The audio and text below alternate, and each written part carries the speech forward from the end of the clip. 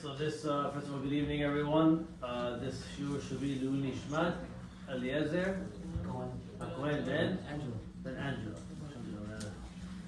So this is the third class and the final class of the mini series that we opened up over here. I want to thank again Eliezer for Daniel for sponsoring tonight. And Mehmet, we said the main point of these classes is to get you into the mindset that you need to prepare for the prayers of Rosh Hashanah. They're prayers that we don't do every day. They're prayers that we do once a year. And it's 48 hours of harsh judgment. So we said, just like, God forbid, if someone got a speeding ticket and they didn't tell you, how much it is, they said just come to court.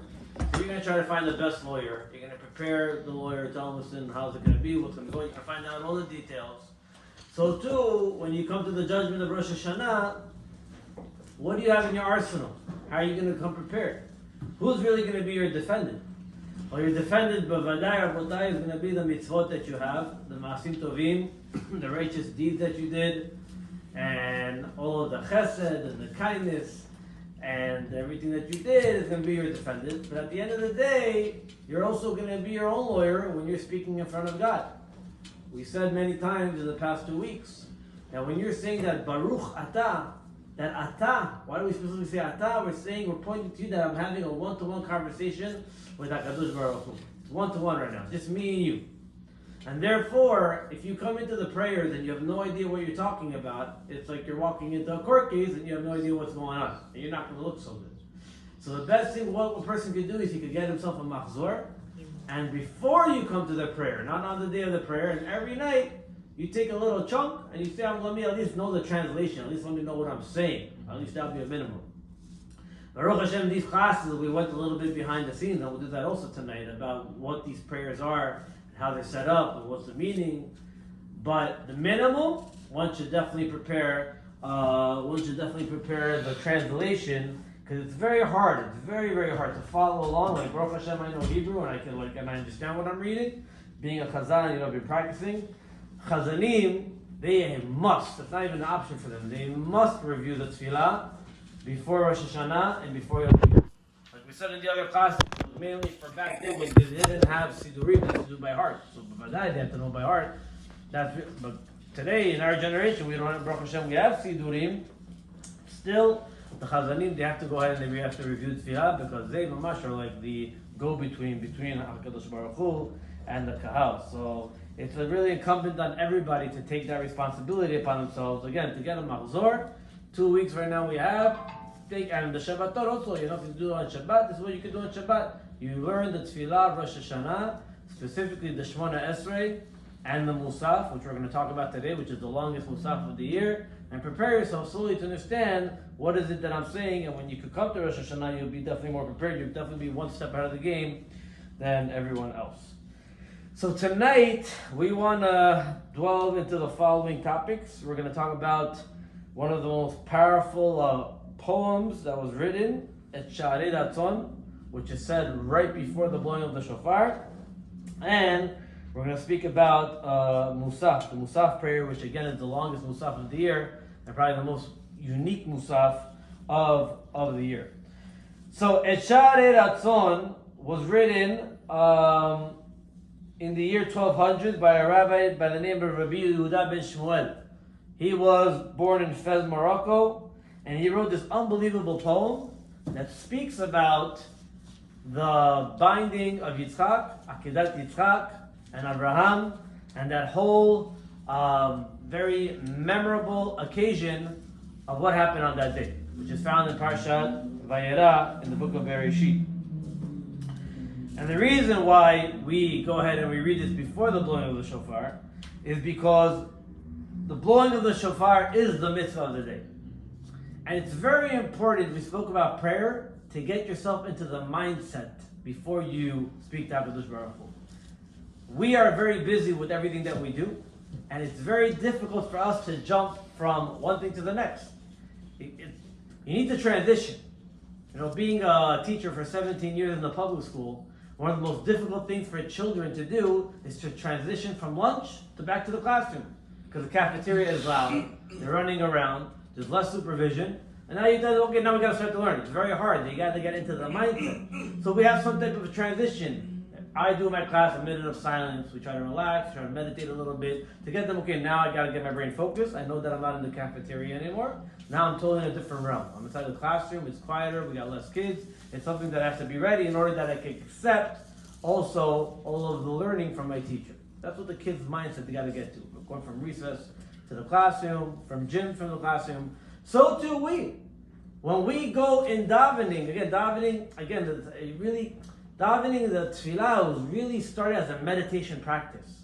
If you learn about prayer, how everything before prayer, the main part of the prayer is the Shemona Esrei, the silent prayer, and it's really built in a pyramid. It's not a nice diagram, I'll show it to you, but all of Pisukei Dizimra, all of the Tehillim that we say from David HaMelech in the beginning, it really, if you focus on it, talks all about nature.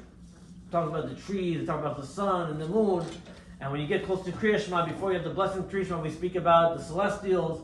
Why? Because it's supposed to get you into a mindset. It's supposed to build till you get to the apex of the mountain, and it's supposed to be a meditative process that I get to a point that I'm ascending all physical realm and I'm coming into a spiritual realm, and that's your Shemona Esrei. I'm supposed to be on an ecstatic high, if that's what you want to call it, a spiritual high.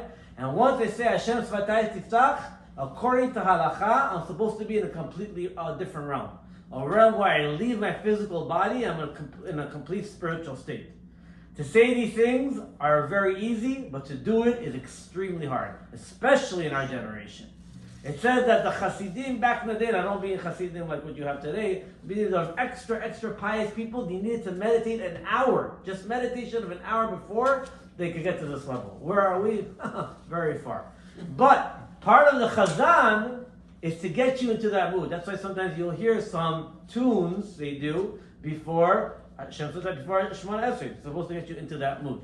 But b'vadai over here, in Et Sha'ari Ratzon, we're trying to get you into a state of mind of the biggest mitzvah of the day, which is the mitzvah of the shofar blowing. And therefore, in different communities, wherever you will be, Et Sha'ari Ratzon is a very, I wouldn't say sad, but has a lot of feeling. We're talking about over here, Avraham Avinu, 99 years, was waiting for a son, finally gets a son, now God is telling him, take him up to the altar and go slaughter him. Sarah's a little bit, what's going on? What are you talking? And everything is spoken in secret. And then all of a sudden, it's supposed to get us into this mood of understanding that Hashem, that Avraham Avinu, he took whatever was passionate to him, his most deepest passion, his son, he put it to the side and is ready to do whatever he can to sacrifice him for God. And then at the same moment, everything changed, where Hashem gave him the promise that you're going to be the chosen nation, and that's where we already became the chosen nation. Said, I'll never leave the Jewish people after the blessing that he tested him on the 10th time. And right after that, after you hear all the tunes and the melodies of Oked ve'anekad ve'mizbeach, which will explain what that means, then now that our mindset is ready, and the Chazon did everything and the Kahal sings together, now the rabbi gives his speech, because and it's not Stam he's giving the speech before the shofar blowing, this is what the Mekubalim used to do.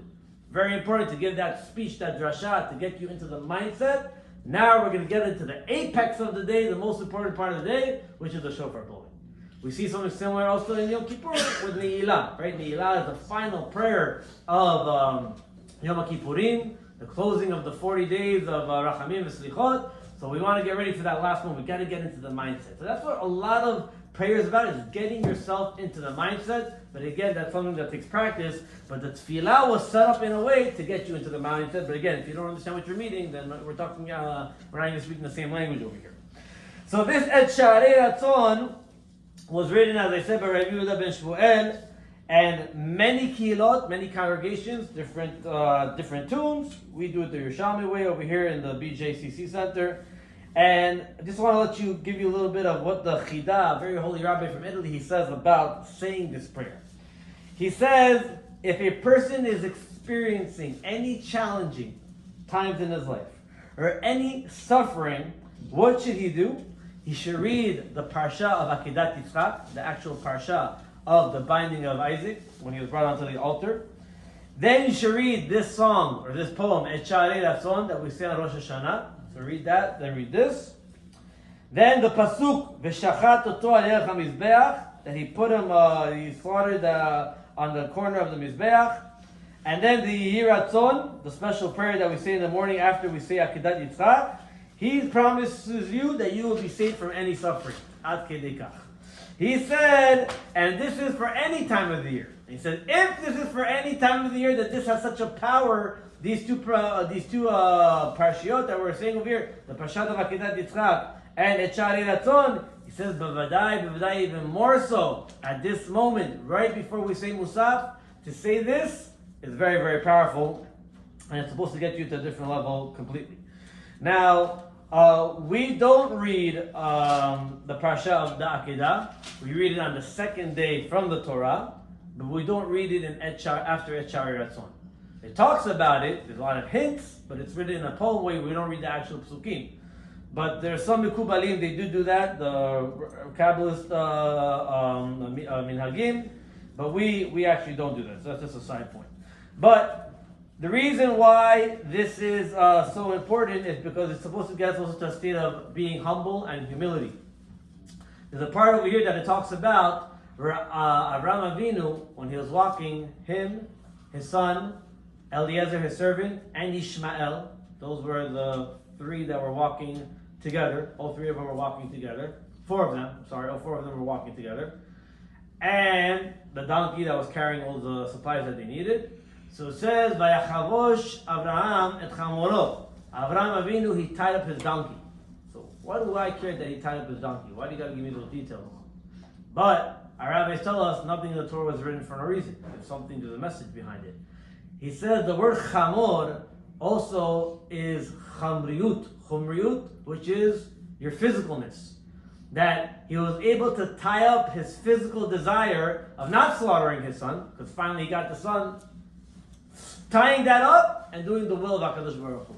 Meaning what I want to decide is to save my son, not put that to the side. No, whatever God wants at this moment. He tied up his donkey, meaning he tied up his physical character. He was all spiritual at that moment. This is what God said I need to do, and I'm going to go ahead and do it.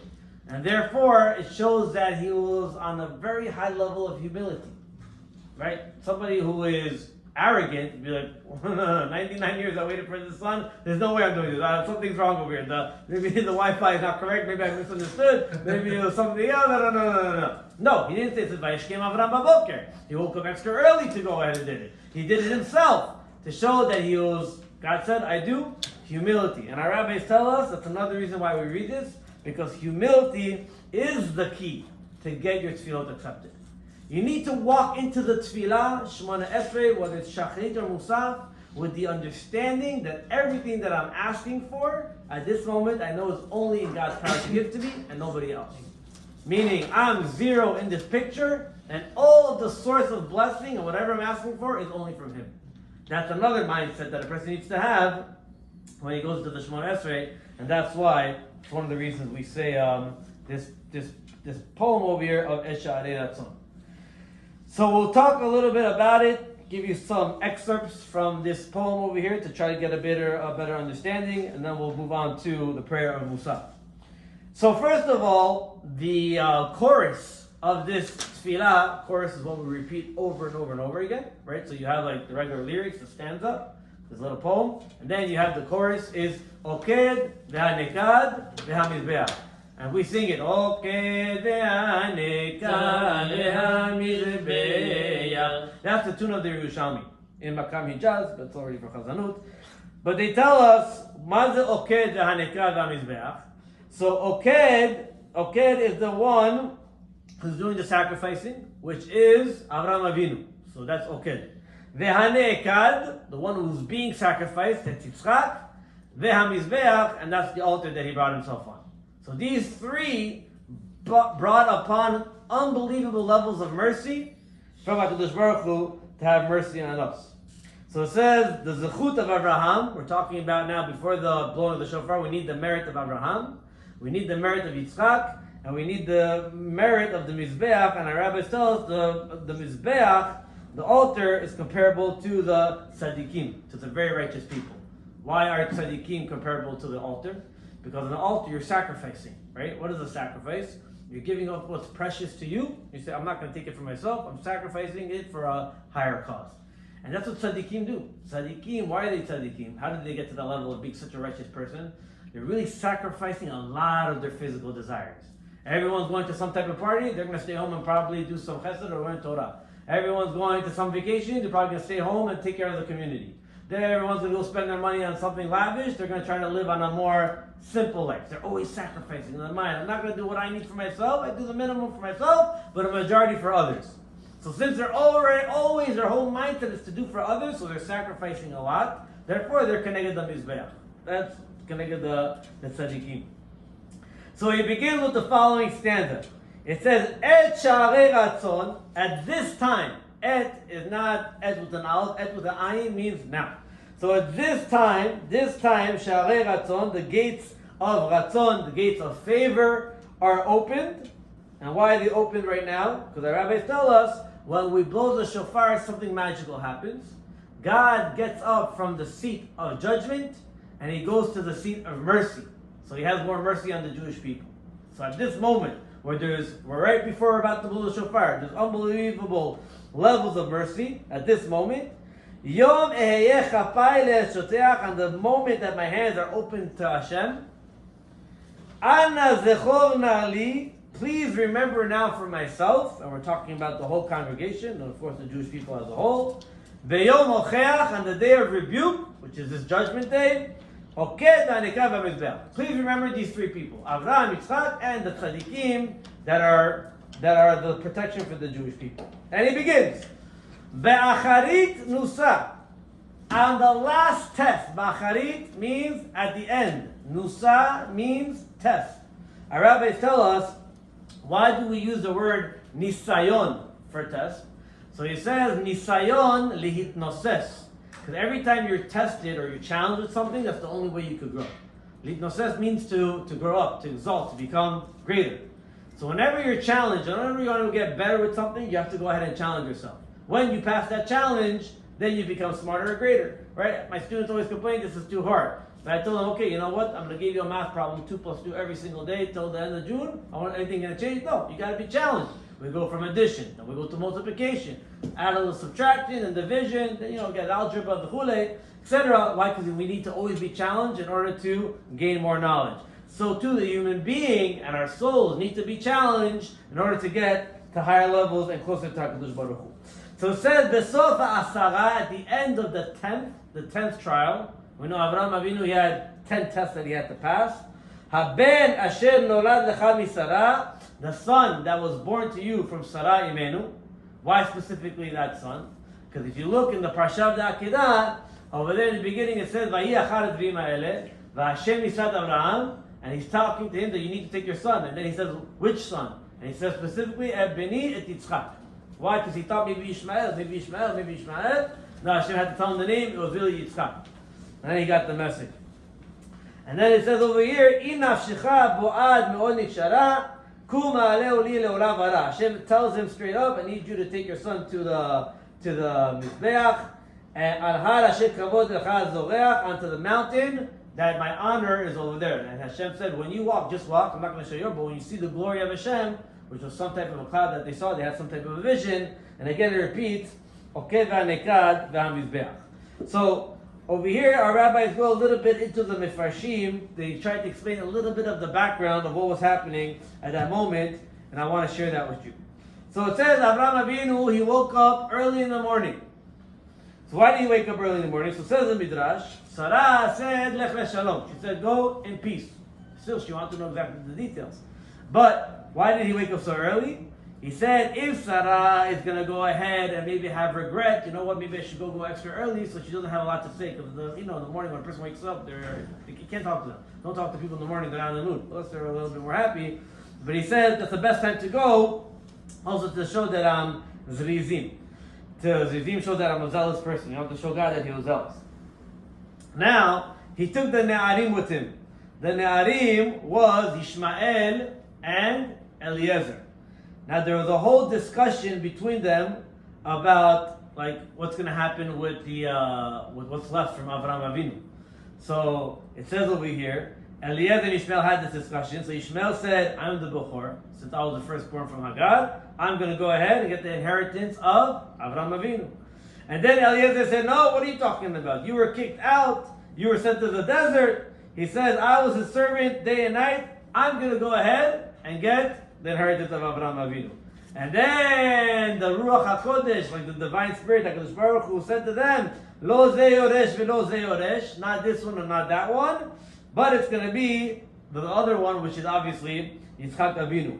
Our rabbis tell us that it took him 3 days to get there. What's the big deal? Why did it take 3 days? Why does it take so long? So our rabbis tell us that the Satan was trying to prosecute against him, was trying to stop him to go, and he made a river, a very big river, that maybe that Avraham Avinu was going to turn back, so no, we cannot cross the river. But Avraham Avinu, he was so zealous that he went all the way into the river, and he was able to cross. And that's one of the reasons why also we have Tashlich. We do Tashlich on Rosh Hashanah, to remind us of the river that Avraham Avinu, he had to pass. As they continued walking towards the mountain, Avraham Avinu, he asked Ishmael and Eliezer, do you see anything on the mountain?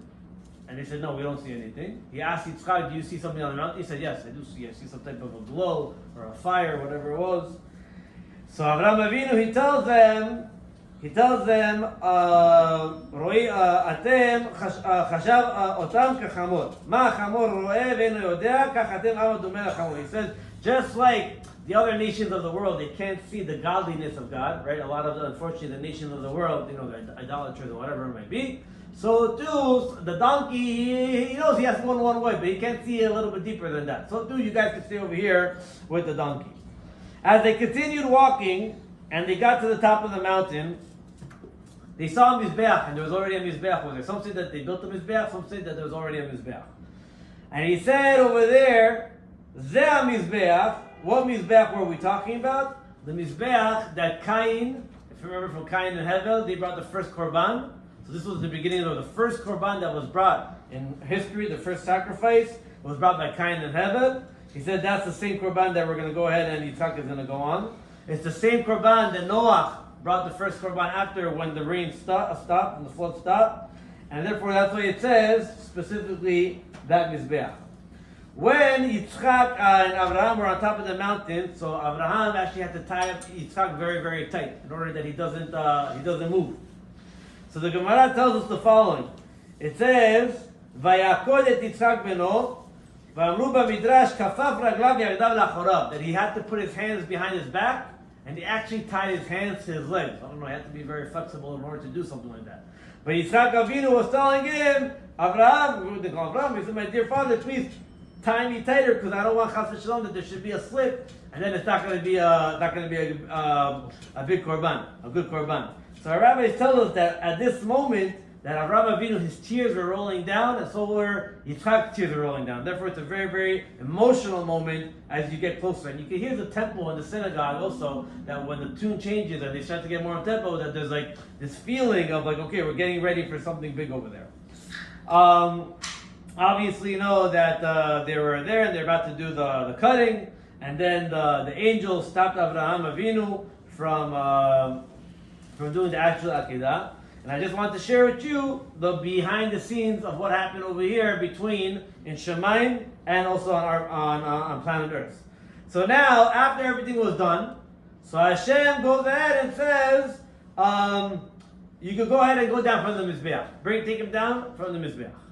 So Avraham Avinu, he says, no. I went through this 10 trials, is it? No. I'm not going down until you answer everything that I need right now.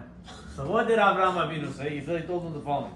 He said, "Sefor et hakochavim, im tuchal lispor otam, ko yeh zaracha, amar lo hen." He said, you see all the stars? This is how I want all my children to be. And that's what he was zocheh. He was zocheh to all the stars, and therefore you see that the Jews and the Muslims together, because even the Muslims were the children of Avraham Avinu, there became so many. Yaakov said? Huh? Abraham. It's Abraham and HaKadosh Baruch Hu. But he said, Amar lo mimi. Who's it going to come from? He said, Yitzchak.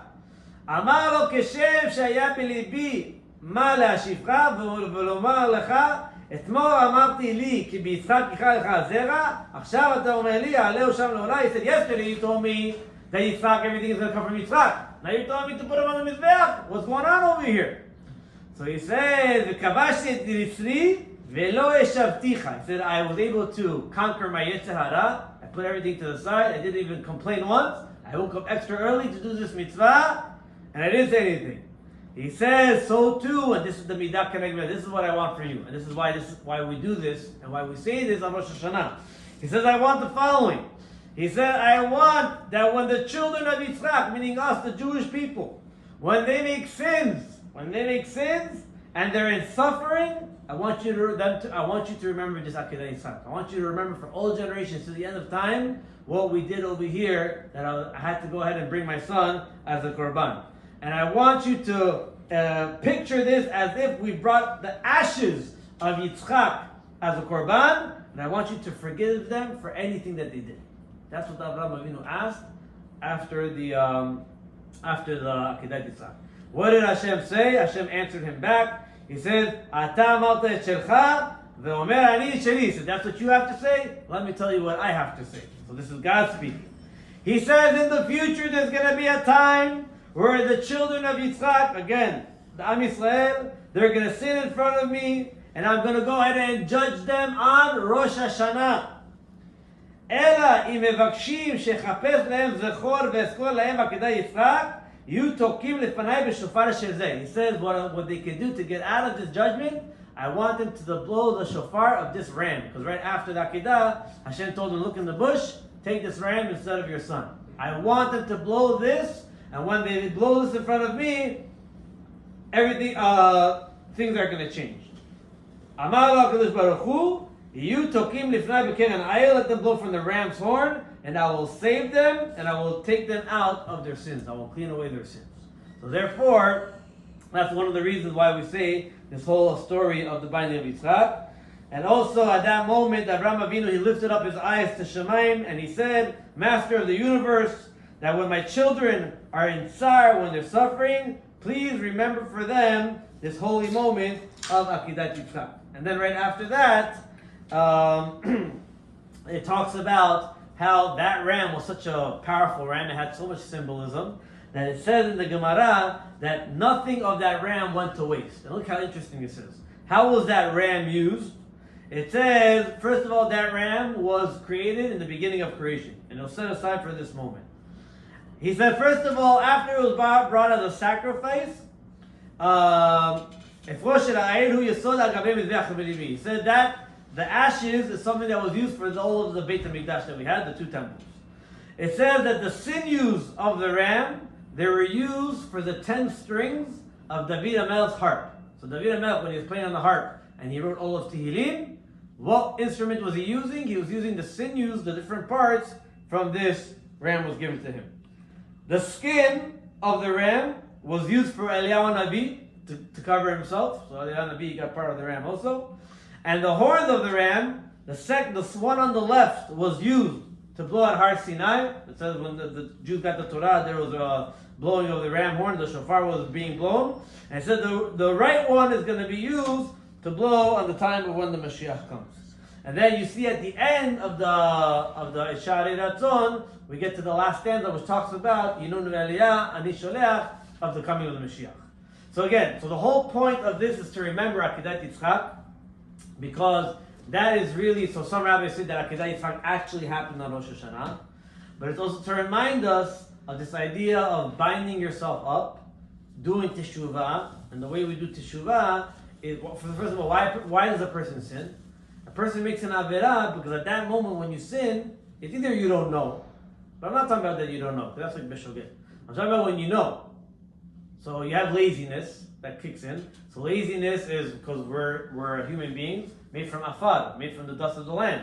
Dust is heavy matter, right? It settles, right? You take dust, you throw it, it always settles. And that's what we're made from. So therefore it's in our nature to be really lazy, right? If a person could, he'll be very, very lazy. He'll sit on the beach all day, he won't do anything. But we have to work to make money, etc. So since we have this laziness attitude, we have to go ahead and to tie it up, right? And laziness is one of the big reasons why a person makes an avirah, right? Because they either don't have patience, leave me alone, or I'm not in the mood. So at that moment, if you think about it, they're putting God's will to the side. Their laziness, I want to be lazy right now, I want to just chill or whatever, I don't have patience, leave me alone, it's not for me. All these different things that people say, and that leads them to do an avirah, unfortunately. And therefore, at this moment, before the hearing of the shofar, Remember Avraham Avinu? He could have been very lazy also. But he went against the nature. He took a son that he was dying to have for 99 years. He didn't tell his wife. He told her whatever he told her, kacha beremez. And he went there and he tied himself up and he did what he did, and that's how he got the biggest bracha.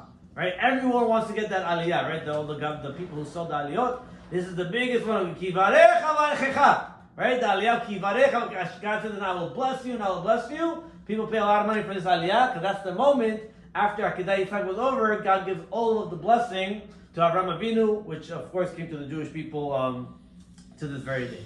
So therefore, that's why we say Akedah Yitzhak before the blowing of the shofar. So at that moment, then the rabbi is going to go ahead and speak. He gives this famous speech. We also, which is very interesting, we say a mizmor 7 times. There's one mizmor over there, Tehillim, that talks about Allah Elohim b'Torah, Adonai b'Kol Shofar. So what does that mean? You're going to hear that a lot in the shul, and we say it 7 times. Rabbi just says to say it 1 time, we say it 7. So, first of all, the reason why we say it 7 times, because the rabbis tell us the number 7 is a very powerful number. Number 7 was used when Yehoshua was the leader after Moshe Rabbeinu. He brought the Jews into the land of Israel. And the first city that he had to conquer was the city of Jericho. Still in Israel today, the city of Jericho. And those cities were walled. So Hashem gave them the commandment to go around the city 7 times. They went around 7 times and they said Aleinu l'shabeach, also 7 times. Wow. Some Chachamim said they said it forward and they said it backwards. And it's actually a big segula also. Rabbis say a big segula, a big protection that a person wants to do to get out of difficulties that he has in his life. He should say Aleinu l'shabeach 7 times forwards and 7 times backwards. It'll take you a long time to do it. But those 7 times that they did, the blowing of the shofar, it was able to bring down the walls. So right now we have an iron wall between us and HaKadosh Baruch Hu. The iron wall is the sins that we did in the whole year in the past. And right before the blowing of the shofar, we want to bring down those walls. How do we bring down those walls? We're not going to make 7 hakafot, but we are going to say this Tehillim 7 times. So therefore, every time we say that Tehillim, and we say Allah Elohim b'Teruah, Adonai b'Kol Shofar, we're saying that Allah Elohim b'Teruah, God got up b'Teruah from the shofar, Hashem b'Kol Shofar. So our rabbis ask in that verse, we see God's name twice, but we see it in 2 forms. We see the name Elohim, and we see the name Hashem, Ado, and the Nai, which is the Yud and the Hey and the Vav and the Hey. So why is God's name in 2 forms in that one pasuk? Allah Elohim b'Teruah, Adonai b'Kol Shofar. Because our rabbis tell us the word Elohim, which means all-powerful, but it's the name of judgment. That's the God's name of judgment. And the name Yud-Kei Vav-Kei, Yud and the Hey and Vav is the name of mercy. So rabbis say, Allah Elohim, God should get up. Judgment should get up, meaning he gets out of his chair of judgment. Hashem b'Kol Shofar, and he sits on the chair of mercy when we blow the shofar. We blow the shofar, God remembers Akedah Yitzchak, all the mercy, what Avraham Avinu did, and he gives us that blessing that he promised to Avraham Avinu at that moment when we blow the shofar. That's why we say it 7 times, and we specifically repeat that pasuk over and over again to get that message that this is a very holy moment of mercy. And again, since it's such a holy moment of mercy, a person, what is he supposed to be thinking when the shofar is being blown? He's thinking about the mercy that God has on him right now, and therefore I have to try to make myself better, right? Because God is having so much mercy on me at this moment. Therefore, you think about teshuvah, trying to repent on the sins that a person did from the past year. We now jump into the last part, which is the part of Musaf. And again, this Musaf is a very unique Musaf. It's said only on Rosh Hashanah and has 3 special blessings that we're going to speak about in a moment. So our rabbis say, again, to get into the mindset of Musaf, our rabbis say the following. He said, one should prepare themselves in the proper mindset to pray with great concentration, to pray with alertness, and also to pray with awe. Again, awe means, A-W-E, means to understand that God is all awesome, He's all powerful, that He is the one that has all the power, and therefore I'm in comparison to HaKadosh Baruch Hu, I'm a mash nothing. And our rabbis tell us that the judgment, when does it happen? It happens here in Musaf. The judgment on the person happens in Musaf. Therefore, this is like the moment, if you want to shine, this is the moment where a person should definitely shine. So our rabbis tell us that the blessings, the Shemona Esrei starts like your regular blessing, right? Again, Abraham, Pule. Then it breaks into three sections. It breaks into what's called Malchuyot. If we want to translate that into English, that's like king, kingdom, or kingship. Then there's Zichronot, remembrance. And then there's Shofarot, blowing of the shofar. What happens over here? So our rabbis tell us we have Malchuyot. Malchuyot, we said the main theme of Rosh Hashanah is that you're coronating God as the king again, right? It's like the inauguration. Just like when a president becomes president, you have the whole parade, you bring out the trumpets, there's a whole celebration. We are re-inaugurating God as the king of the whole universe. So therefore, we're going to go ahead and make him king first. So the first set of blessing is called Malchuyot. We're making God king again. And therefore, all of the psukim, you can see there's verses. There's 10 verses over there. And these 10 verses, they come from Torah, Nevi'im, and Ketuvim, from the three parts of the Torah. When we say the 10 verses of Malchuyot, and our rabbis say, why do we say that? In order that you should make me king on the heavens and on the earth, and through that, I'm going to remember for you all of the zechut of our holy forefathers, Abraham, Yitzhak, Yaakov. And we end up the bracha with Melech HaKol Ha'aretz. So that's the first section of Musaf. Again, it's good to try to learn those psukim and what they mean to understand what you're saying. The second section is Zichronot. Zichronot is all about remembering. What do we want God to remember? So if you look at it, it talks about we remember the things that happened during the Mabul. What happened in Mabul? The whole world was going to be destroyed. And it was destroyed. But Hashem remembered Noach. You see Noach mentioned inside Musaf. Why are we talking about Noach over here? I thought we were talking about Abraham, Yitzhak, and Yaakov. No, because at that moment, God had mercy on Noach. He saved him and his family and repopulated the whole earth from the beginning when he came out. So too, we need Hashem to remember us. Remember us as the Jewish nation. Remember us as the chosen nation. Just like you remember Noach, remember us also. So there's a lot of psukim over there, Zocher, Zocher, Zocher. And then we also end up by saying, Zocher Habrit, he remembers the covenant, the promise. What was the promise? Again, the promise that he promised Abraham and Yitzchak at Akedat Yitzchak. And again, also remember that every time at the end of these blessings, when the Chazon gets to that end of that blessing, that's where he blows the shofar. What should a person do if he's in the middle or he's somewhere way behind? You have to stop and just listen. It's very long, but that's what you need to do. You have to stop and just listen. And also in the Chazarat HaShatz, when we do the repetitions, the same thing. That's where the shofar blowing happens in the Tefilat Musaf. And then the final one is the shofarot. The third blessing is the blessing of shofarot. Again, 10 psukim, 10 verses that talk about all different psukim in Tanakh about shofar blowing, shofar blowing, shofar blowing. And the reason why we do that is in order for us to remember, first of all, again, Akedat Yitzhak again, the binding by Yitzhak, Kabbalat Torah, to remember that we have to accept upon ourselves the Torah again from the beginning, because when the Torah was being given, the Ten Commandments was being given, there was a shofar blowing. And also to remember the redemption. And a person should never ever give up hope, whatever state that he's in, right? Because sometimes you have people who were just choser b'tshuva. Maybe it's the first time they came to shul in 20 years. You never know. But to remember, it doesn't matter where you are right now, but at this moment, you're here, and that's what God is looking at you at this moment. So therefore, we're trying to remember the Geula, and also over there, it ends off by saying that Hashem shomea kol truat amo Yisrael. Hashem remembers the truah, the blowing of the shofar, berachamim, and He does it out of mercy. So that's the main three sections of the Musaf, these three blessings. Also, like we said before, we have inside there Aleinu L'Shabeach. Usually we see Aleinu L'Shabeach at the end of the prayer. Our rabbis tell us, why was Aleinu L'Shabeach put at the end of the prayer? So, Aleinu L'Shabeach, it starts with the letter Ayin. And it ends with the letter Daled. And Od. And then the second paragraph is Al-Ken. Starts with the letter Ayin. And ends up with Hashem Echad Shmo Echad. What letter? We have over here Ayin Daled, Ayin Daled. What's Ayin Dalet? Ayin Dalet? Witnesses. And two witnesses. Rabbi tells, B'shtei edim yukam davar. You need two witnesses to make a proof. We have Aleinu L'Shabeach at the end of every prayer because these are my two witnesses to say that I daven in the front of you, Hashem.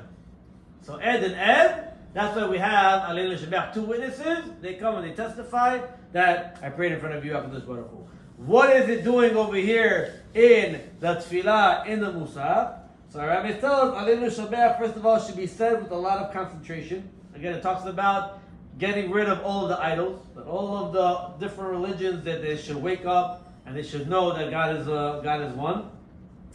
And it should be said with a lot of concentration, a lot of kavanah. It should say with a lot of simcha.